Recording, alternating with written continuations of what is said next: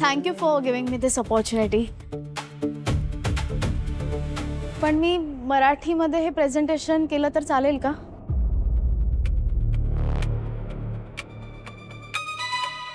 वा. हां, बघा म्हणजे कसं. नाही म्हणजे मला इंग्रजी येत नाही म्हणून असं नाही.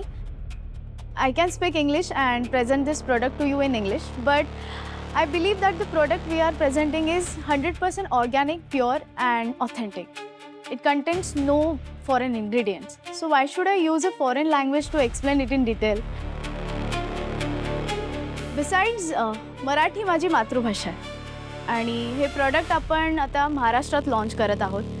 मराठी आपल्या सगळ्यांना बोलता येते आणि समजते आणि मला असं वाटतं की कुठलीही गोष्ट आपण आपल्या मातृभाषेत जितकी जास्त चांगली समजावून सांगू शकतो तितकी आपण परक्या भाषेत नाही सांगू शकत. आणि आपलं प्रॉडक्ट सुद्धा हेच सांगतं. आपली भाषा, आपली संस्कृती, आपलं जडणघडण, आपले विचार, आपण कोण आहोत, कुठून आलो आहोत हे जाणून घेतलं तर आपण कुठे जाणार आहोत हे सुद्धा समजतं. आयुर्वेद 5000 वर्ष जुनी भारतातली एक प्राचीन आणि नैसर्गिक उपचार पद्धती. हे फक्त आजारांवरती तात्पुरता उपचार नाही करत तर निरोगी आयुष्य जगण्यासाठी मार्ग दाखवतं. आपण आपल्या ह्या प्रॉडक्टमध्ये सुद्धा 100% भारतीय, आपल्या मातीतले, आपल्या शरीराला, आपल्या सिस्टमला योग्य असे घटक वापरलेत. अश्वगंधा, शतावरी, मंजिष्ठा, आवळा ह्या सगळ्यांचा वापर करून आपण ही पावडर बनवली आहे. अमृतधारा आजच्या स्त्रीसाठी.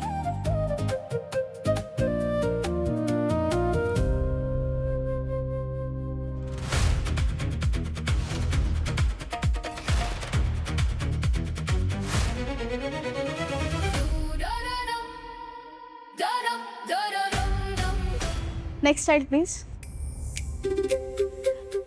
आजची स्त्री सगळ्या आघाड्यांवर लढणारी, घर सांभाळत नोकरी करणारी, आई वडील, भावंड, नवरा, सासू सासरे, मुलं या सगळ्यांचं सगळं करणारी, वयाच्या 12व्या-13व्या वर्षापासून 30-40 वर्षापर्यंत स्वतःचं स्त्रीत्व जपत इतरांना जपणारी.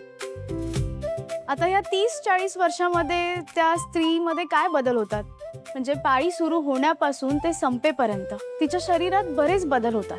म्हणजे स्त्रीचं आयुष्य हे हॉर्मोन्सवरती चालतं असं म्हटलं तरी काही चुकीचं नाहीये, कारण तिचे विचार, तिचं वागणं हे सगळं हॉर्मोन्सच ठरवतात.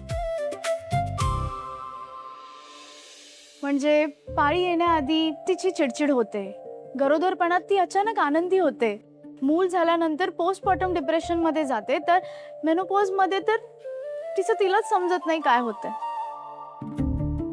मध्येच रडू येतं, मध्येच थकल्यासारखं वाटतं, हॉट फ्लशेसमुळे घामाघूम व्हायला होतं, वजन वाढल्यामुळे स्नायू दुखायला लागतात आणि पुरुष म्हणतात की ह्या बायकांचं काय ना कळतच नाही.